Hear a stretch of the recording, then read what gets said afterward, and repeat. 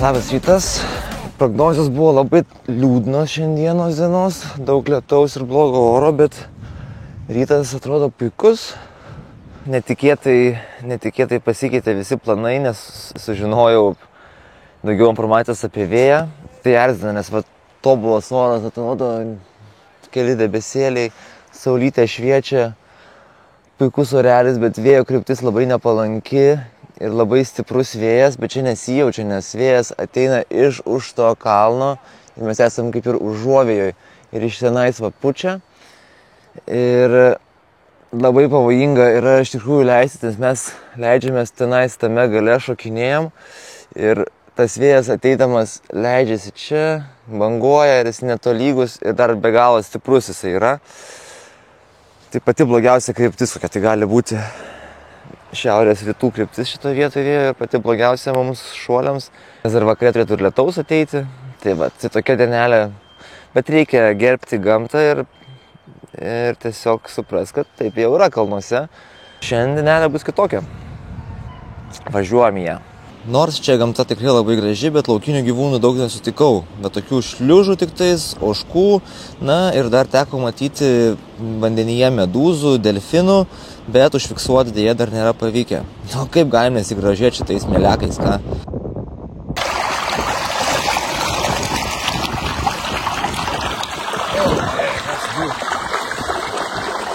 Su draugu nusprendėme nueiti pasigrožėti garsiuoju Kerago akmeniu, kuris yra įsteigęs tarp dviejų uolų.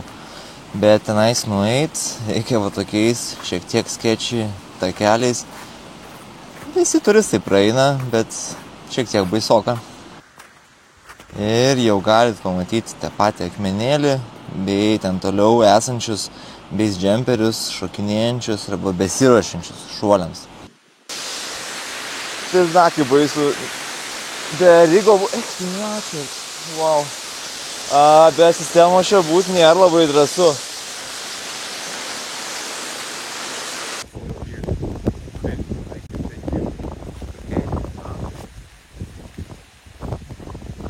Atkreipkite dėmesį, kairėje pusėje esantis žmogus su geltonu kostiumu, jis iššoka nuo waterfallo exito. Mes jau anam video šokome su draugais, galėjot matyti.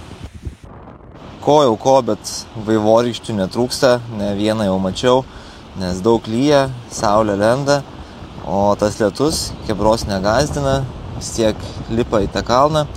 Aišku, kartais tenka ir nusileis nuo jo, nulipti žemyn, bet kaip mokam, taip linksminamės, nes reikia tas dienas skaidrinti ir džiaugtis tokia gamta, kokią turime ir kartais galim pasimėgauti net ir šiek tiek saulytės. Eilė žmonių norinčių šokti. Krūva dar besirengiančių ir jau didelė dalis nušokusių. Ruošiuosi šokti su šitais dviem draugeliais, Kirilčiku ir Daniela. Labas rytas. Šoksim tryse, darysim kažkokią nesąmonę, bėgsim, versimės.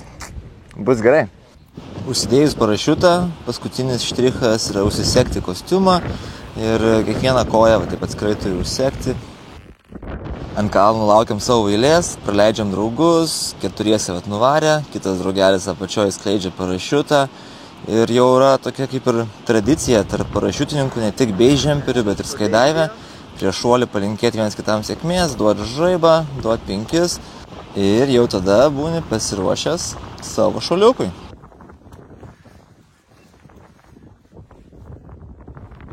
Is ready? Yeah. Ready, set, go! I am the danger, I am the power, I am the pain, I'm breaking the spirit, you never been tamed, let's go. There is no savior, just me and you, to back you up later, this world is so evil, it's changing my nature, still I'm so appalled, you thought I couldn't get at you. It's looking bleak, there's blood in the streets. A treat for the freaks, the feet and the beast. It's been weeks, at least this moment's a peace. Increase the heat. I wanna watch it. Tai man liko vienas šuoliukas iš esmės, jau tiek pripančina mano kortelę. Liko vienas šuoliukas, nes pasirodo reikia Vieną skylę gauni už pakilimą į viršų su autobusu ir antrą skylę gauni už tai, kad su laivu perplaukė atgal. Tai dar už laivelio perplaukdinimą reikia išsimušti. Tai realiai nors 10 slotų šitame, bet tik 5 šuoliai gaunasi. Ta kortelė kainuoja 90 NOK, tai norvegiškų kronų. Tai čia apie 8-9 eurų. Tai vat, tai vienas šuoliukas. Taip ir gaunas apie... Jūs padarykit patys matematiką gerai. Ne, žiūrėkit, mane aš menininkas. Atvažiavo šeiminėlė, draugai. Tai nebebūsiu vienas lietuvaitis. Deivis su Greta ir Milėja atvarė. Tai galėsim visai smagiai kartu praleisti laiko. Na, o dabar laikas patrankai. Šitą katapultą testuos pradžioj Hebra į vandenį. Pastatys ant molo krašto ir kas norės drąsiai galės išsimėginti, šokti vandenį, pažiūrėti kaip viskas veikia. Na, aš kadangi pernai jau šokau ir nuo kalno su ja, tai nieko man labai naujo.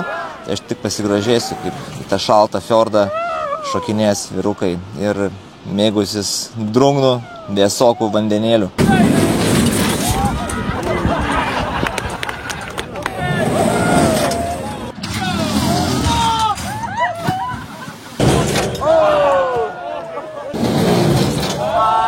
Renginys oficialiai prasidėjo, susirinko daug šokinėtojų, turim apie 200 žmonių, kurie pasiruošę šok nuo tos olos. Kempingas pilnėja, atsirado daug daugiau palapinių. Mano palapinė ten jau irgi apsistatė draugų palapinėmis. Visi jau susirinko. Vakar lygtais minėjo, kad jau yra 107 lygtais žmonių. Dar šiandien gal atvažiuos apie 200 turėtų būti šokinėtojų tokių. Ir jau šiandien bandysim su sraigtasparniu kilti. Tai va, o grįžtant prie kempingo temos, komentaruose minėjot, kad norit sužinot kainas, tai galiu pasakyti, jog ne taip čia brangu, tai Norvegijoje kempint už 2 palapinės ir 1 mašiną sumokėjau 200, nepilnus 200 eurų už 10 dienų. Tai taip, jeigu ta mašina, neskaičiuojant mašinos, tipo 100 eurų palapiniai, tai 10 eurų nakčiai gaunasi dar tikriausiai mažiau, nes dar automobilis. Tai va, tai kempint apsimoka čia tikrai.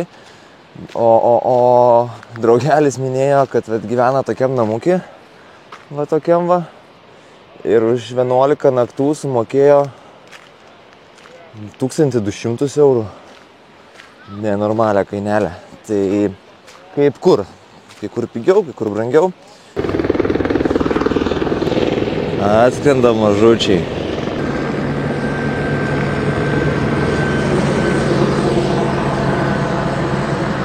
Du gražuoliai.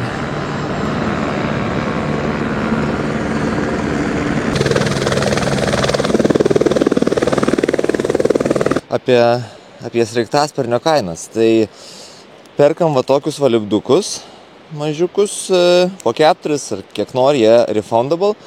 Ir vienas jų kainuoja, dabar verčiau į eurus, kažkur 55 eurai.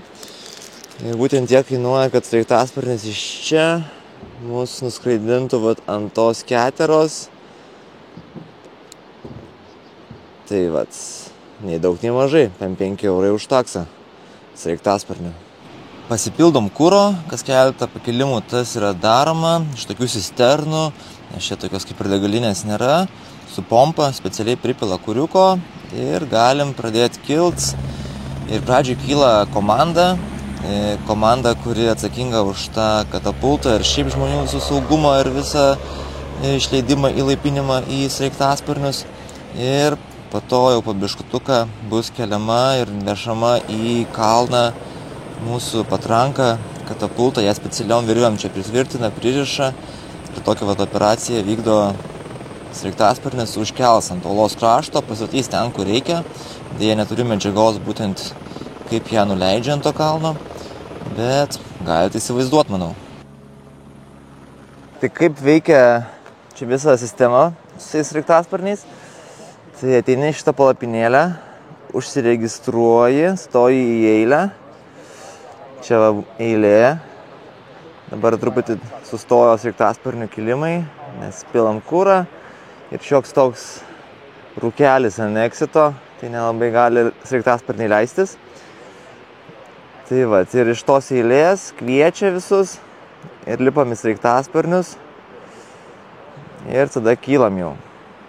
Kai ateina mūsų eilė, penkiese einame link aikštelės, pasiruoš lipti sraigtasparnį, jisai atskrenda, mes nuo šaliau stovime ir laukiame, didelis žinoma vėjas nuo jo sukeltas, yra dar pagalbinis žmogus, kuris atidaro duris, paruošia, kad mums nereikėtų liesto sraigtasparnio, nieko nesugadintumėm, jisai mus pasikviečia ir tada vorele visi sueinam, susėdam, keturiese sėdam į galą ir mažiausias žmogus sėda į priekį ir po truputuką ruošiamės kilimui į viršų. Saugodami visą įrangą, parašiutus ir kuprinės dedamės savo tarp kojų, užsisegam saugos diržus ir esam ready to go. Pilotas pasižiūrė viskas tvarkoj ir aišku super excited. Pirmas pakilimas sraigtasparniu, važiuojam. Geras atsiplėšimas, geras vaizdelis tikrai per langą, nes ir šiaip labai smagu paskris, nes visą laiką laipam į tą kalną, porą valandų žygiuoti reikia, čia su sraigtasparniu neužtrunka net tikriausiai 5 minučių ir mūsų užkelia. Čia matot nusileidimo aikštelę iš viršaus, čia jau matot gražų į mūsų kalną, nuo kurio ir šokinėjom, čia yra tikrai ne vienas taškas, nuo kur šokam, tik gaila, tikrai iš toli filmuoju, tai nesimato nei patrankos, nei Hebroska šokinėja, yra šiek tiek debesų, bet jie nebaisus, drąsiai galime per juos šokti, nes greit prakrentam ir vaizdas atsiveria, viską matom.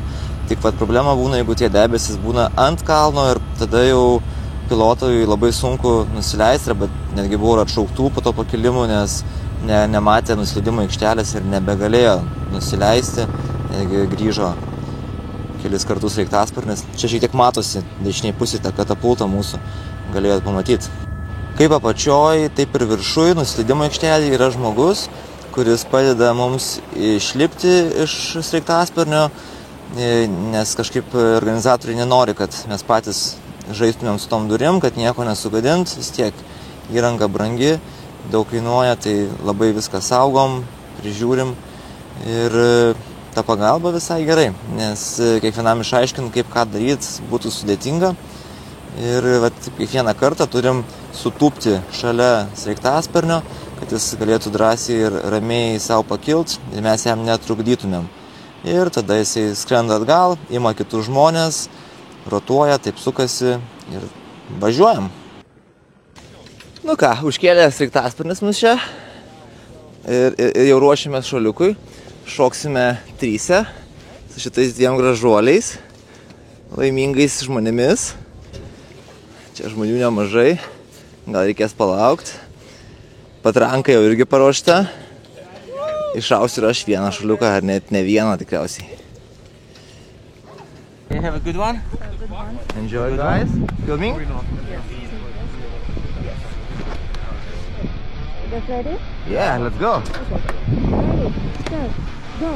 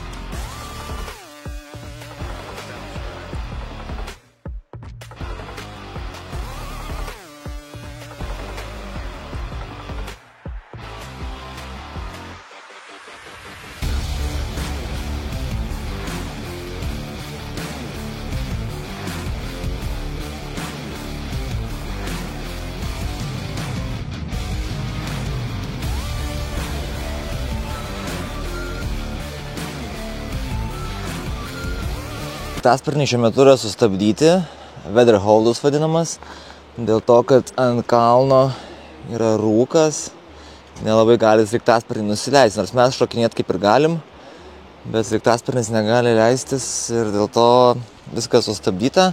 Kas kyla autobusiukais gali kilt. O aš nusprendžiau dabar paeskizuoti tatuiruočių eskizų, nes turiu porą užsakymų dar. Ir gal vakare ar kažkurio momentu per tokį nešokinėjimo laiką įkalsiu daugiau tatų. Tiek eskizėlių yra čia prikurta, bet šiandieną parašiutininkams ruošiu tokį. Šiaip gal be to smiley face'ų norėčiau daryti, bet hebra nori su tokiu.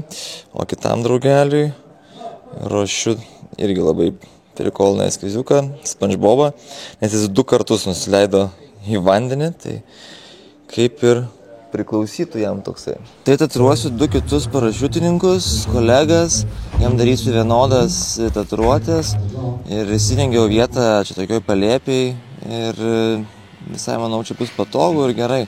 Aš tatuiruoti pradėjau prieš 12 metų, jau tiek metų esu šitame reikale ir ganėtinai natūraliai tos tatuiruotės atėjo į mano pasaulį, nes studijavau menus, Anglijoje, Londone studijavau fine art studijas, tai čia buvo realiai tapyba, grafika ir panašiai, ir nemažai dirbau su kūno menu, body artu, kur tiesiog tapydavau ant žmonių, fotografuodavau. Ir taip, po vienos vasaros vienas kursiokas atliko praktiką kažkokioj tatų studijoje ir taip pasėjo sėklą idėją mano galvoje, jog galbūt ir man reikėtų pabandyti tatuiruoti žmonės ir tą savo kūno meną palikti ilgesniam laikui. Ir po studijų iš karto grįžau į Lietuvą, nes Lietuva tėvynė labai šaukė kažkaip namo grįžti. Ir pradėjau ieškoti, kur aš galėčiau šito meno užsiimti. Ir pavyko Šiauliuose, nors su Šiauliais nieko bendro neturiu, bet Šiauliuose atlikau savo praktiką ir mokinausi tatuiruoti. Ten pragyvenau 2 metus, po to persikraušiau į Vilnių. Varau eksplorint Norvegijos, nes oras šiandien liūdnas, apsiniaukia rūkas, debesis dangui. Tai turiu šiek tiek laiko, manau, gal net visą dieną. Tai žiūrėsim, ką čia galima nuveikti. Pamatysim. Kažką įdomaus aptikau kalnuose. Žmonės pasakoja apie šitą namą, daug legendų girdėjau čionais. Aptikau apleistą namą. Kažkoksai namas visiškai apleistas. Girdėjau, kad jame vaidenasi. Čia Norvegijos kalnuose. Bandysiu užeiti.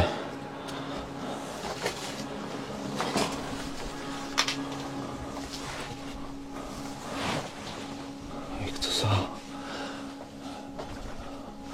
Lyg dar gyventų žmonės. O, vau. Labai keista čia emocija. Keistas jausmas. Girdėjau, kad čia apleista, nes kažkada čia žmonės žiemą žuvo tuose kalnuose. Tai va taip atrodo namai. Pilna daiktų išmėtytų. Žmonės matyt labai skubėjo iš čia dingti.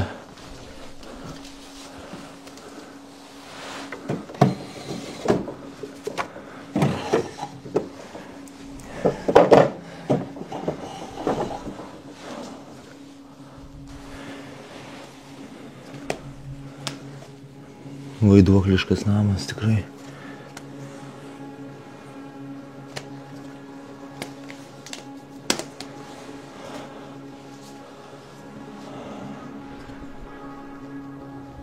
Panašu, kad yra antras aukštas. Lipam pažiūrėti, bet tikrai keista emocija iš tam name. Nelabai jauku čia vienam būti. Šiek tiek netgi baisu, sakyčiau. Oh my gosh.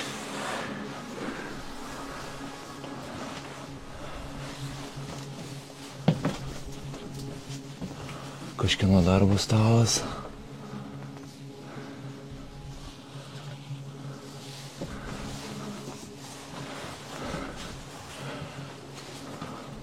Yra palėpė panašu, nežinau. Oh my god. Ginklai valiojasi. Atrodo, ką tik žmonės atsikėlė, labai skubėdami išsineždino iš čia.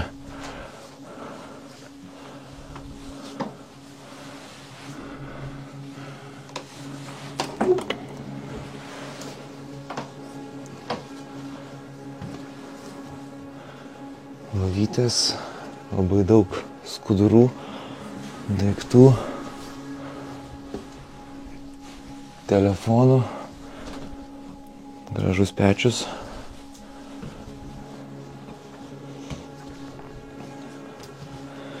Reikės bandyti palėpę užlipti.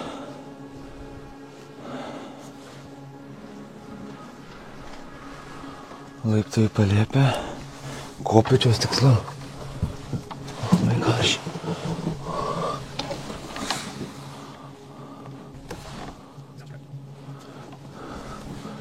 Lipu į palėpę. Nėra jauku tikrai. Nelabai čia. Koksai triratukas. Tikiuosi čia neišpuvę, neįkrisiu gilyn. Bet nieko čia daug nėra, tai palėpiai. Šovinių dėžė.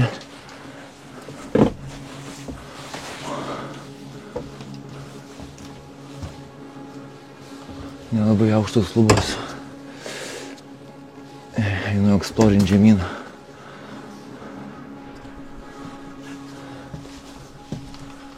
Senoviniai paltai, rūbelių. Gal visai dabar madingi tokie.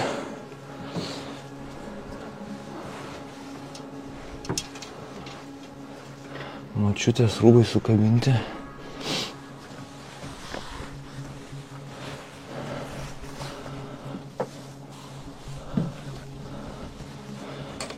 Ką čia žmonės paliko?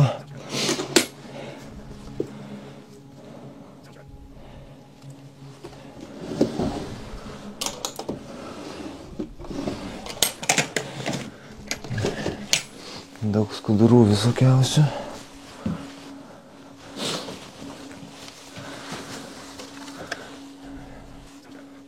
Pilna dėžutė, net nepanaudota.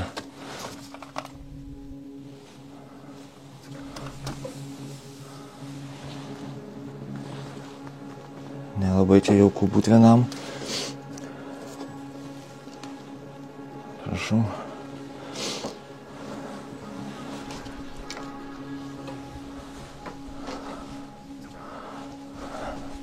Nu, bet gal nieko baisaus. Jėzus mus saugo.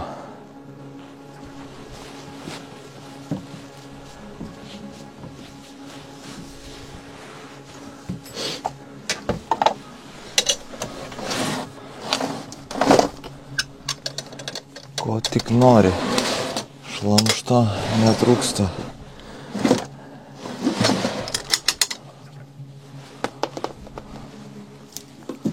Gal visai tinka. Bet nesinorėtų nieko iš čia pasiimti, kad manęs nepersekiotų dvasios šito namo.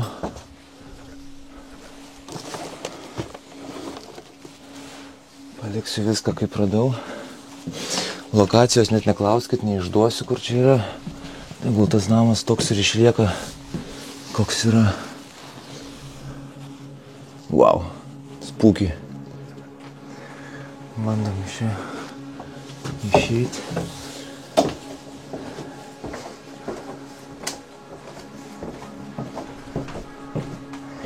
Einam apžiūrėsim virtuvėlę. Ir manau, būsiu viską čia apėjęs. Labai keistų daiktų čia nes.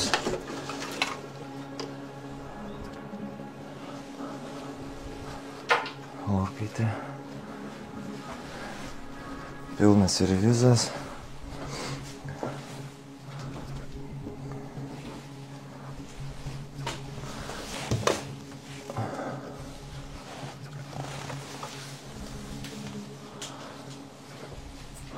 Nėra jauku čia nais būtų tikrai.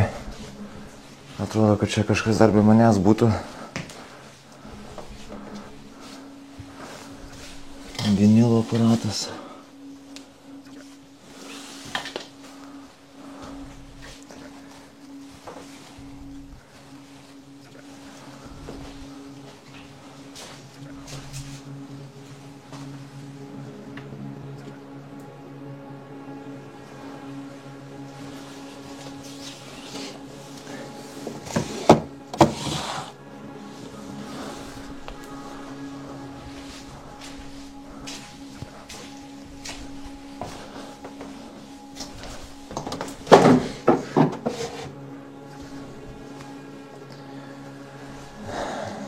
Manau, kad dingstu aš iš čia jau.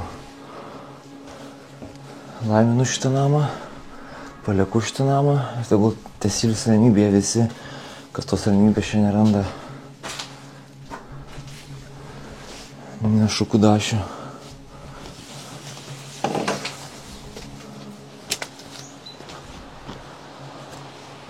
Vau, įdomi patirtis.